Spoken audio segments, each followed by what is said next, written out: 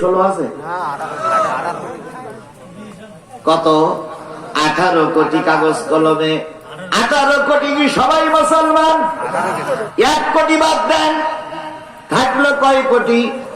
এই 17 কোটি মুসলমানের ভিতরে এই যে পাশে মসজিদ, দৈনিক 5 ওয়াক্ত নামাজ আদায় করে কয় কোটি?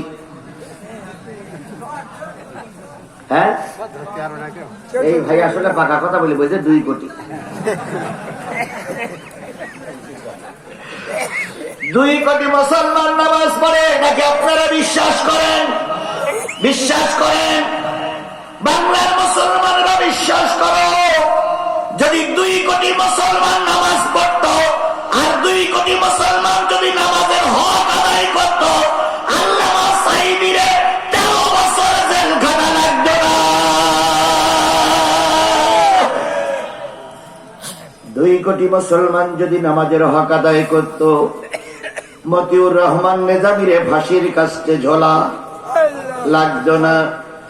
1 কোটি মুসলমান নামাজ পড়ে কিনা আমার সন্দেহ হয়, কারণ 17 জন মুসলমানের ভিতরে একজন যদি পুরাপুরি নামাজ পড়ে, তাহলে বুঝতে হবে 17 জনের ভিতরে একজন নামাজি।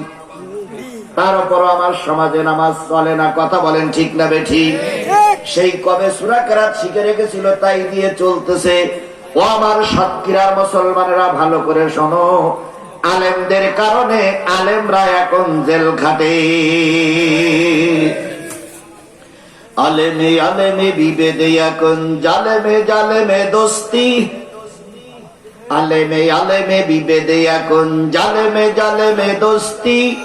পথের ঠিকানা জানা নাই কারো, কে কোথায় পাবে স্বস্তি। আলেমে আলেমে বিভেদে এখন জালেমে জালেমে দোস্তি। পথের ঠিকানা জানা নাই কারো, কে কোথায় পাবে স্বস্তি। সৌদি আরব মুসলমান না কাফের? এই সৌদি আরব যদি ইসরায়েলকে সমর্থন না করত, খোদার কসম ফিলিস্তিনের মুসলমানদের রক্ত ঝরত না। আমাদের শেখ হাসিনা রহমাতুল্লাহ আলাইহি, উনি মুসলমান না কাফের? এই কথা বলেন, মুসলমান না কাফের? হযরত শেখ হাসিনা রহমাতুল্লাহ আলাইহি, উনি যদি আমাদের বিরোধিতা না করত, খোদার কসম কোন আলেমের জেল খাটা লাগতো না। কি কায়দায় কয় আমরা কি নামাজি না? আমার প্রধানমন্ত্রী দৈনিক 5 ওয়াক্ত নামাজ পড়ে, সকালবেলা উঠে কোরআন তেলাওয়াত করে, আর দৈনিক 40-50 টাকা তাহাজ্জুদের নামাজ পড়ে। ওরে আমার রাবেয়া বসে। আচ্ছা, সারা জীবন বলেন তো, আলেমান আমাদেরকে শুনেছেন, কেউ কি বলেছে যে তাহাজ্জুদ নামাজ 12 রাকাতের বেশি পড়াছে? এই সাতক্ষীরা সদরের বড় বড় আওয়ামী লীগের লিডাররা একথাই বলতেন। আমরা মাঝে মাঝে চুপচাপ বসে বসে শুনতাম। কথা বলেন ঠিক নেবে ঠিক? কারণ প্রতিবাদ করলেই আবার জেলে যাওয়া, এই জন্য চুপচাপ শুনতাম আর মনে করতাম হলু মনে হয় হতে পারে, তাই মনে করতাম না ভাই। কিছু কিছু লোক এরকম বলতো যে হলু হতে পারে, হুজুরা শুধু আনতেউনি সমালোচনা। আমরা বিশ্বাস খানিকটা করেছিলাম, কিন্তু ভুল ভাঙলো সেই দিন যেদিন গণভবন সবাই দখল করলো। দখল করার পরে কসুরমুখী পাওয়া গেল, রাজহাঁস পাওয়া গেল, চীনের হাঁস পাওয়া গেল, গরু পাওয়া গেল, ঘোড়া পাওয়া গেল, ভেড়া পাওয়া গেল, মুরগি পাওয়া গেল, কিন্তু যায় নামাজ আর কোরআন শরীফ পাওয়া। আর একটা জিনিস পাওয়া গেছিল, সেটা আমি বলতে পারবো না, ওটা বলা যাবে না, ঠিক কিনা বলুন? এই নেতাই বলতে দেখি।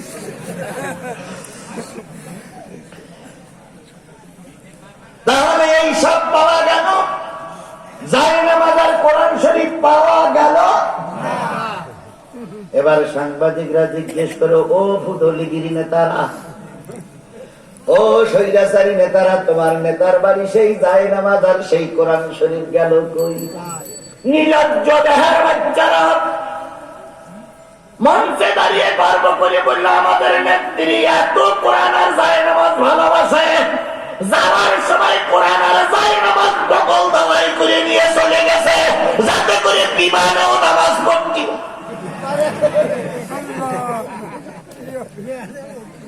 আচ্ছা, এ কথা কি জীবনও বিশ্বাস হবে? বিমানে উঠেছেন কারা কারা? হাত তোলেন তো একটু। বিমানে উঠেছেন কারা?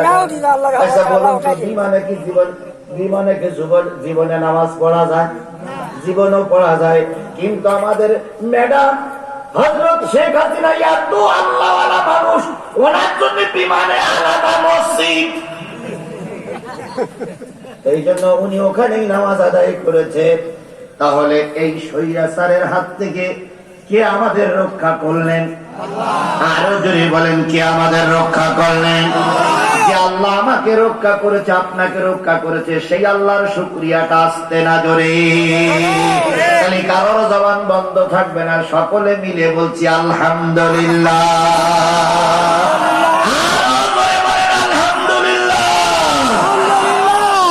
রাস্তাঘাটে দোকানে বসারীতি যারা আছেন দয়া করে একটু বসুন।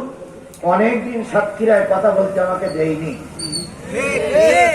বিগত 6 বছর আগে এই সরকারের থাকা অবস্থায় এসপি সাহেব একদিন ফোন দিয়ে বলেছিলেন, আপনি কি জিহাদি? জি হুজুর, আপনি বাইরের জেলায় ওয়াজ করেন, আমার সাতক্ষীরায় করেন না। বললি আপনিও শেষ, আমিও শেষ। আমি বললাম কেন? ভাই আপনি যদি সাতক্ষীরা জেলায় ওয়াজ করেন তাহলে আপনার ধরতে আবার আমার চাকরি চলে যাবে না ধরলি, আর যদি আপনি অন্য জেলায় ওয়াজ করেন, সাতক্ষীরা ওয়াজ না করেন, তাহলে আমি বলবো যে অন্য জেলায় ওয়াজ করে সে সাতক্ষীরা মতো ঢোকেই না। তাই বললাম দুলা ভাই ঠিক হয়, আমি আর সাতক্ষীরা ওয়াজ করবই না। এই জন্য সাতক্ষীরায় বিগত 5-6 বছর ওয়াজ করা হয়নি। আজকে একটু সুযোগ বালিখাবাসী দিয়েছে, দেখা যাক কি হয়, দেখা যাক কি হয়। তবে চাইছিলাম 10টার থেকে, কিন্তু একটু দেরি হয়েছে। সারা রাত চলবে, তাই না? এই একটা মুসল্লি পাওয়া গেছে, সারা রাত চলবে এই ফাঁকা জায়গা। সারা রাত আপনি থাকবেন, আমি আর আমি পাই থাকতে পারবো। সারা রাত বলে ওয়াজ চলবে, ওয়াজের ভক্ত। তাহলে যে আল্লাহ পাক এই বিপদ থেকে আপনাকে আমার উদ্ধার করলেন, সেই আল্লাহর আবার সবাই মিলে বলুন সাল্লাল্লাহু আলাইহি ওয়াসাল্লাম। আল্লাহ বলতেছেন, ওয়া আরসালনাকা ইল্লা রাহমাতাল লিল আলামিন।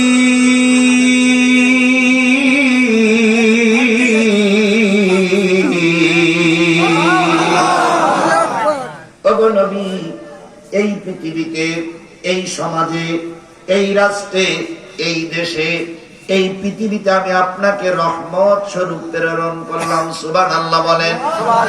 রহমত মানে কি? দয়া। রহমত মানে কি? আল্লাহ হলেন রহমানুর রহিম, আর নবী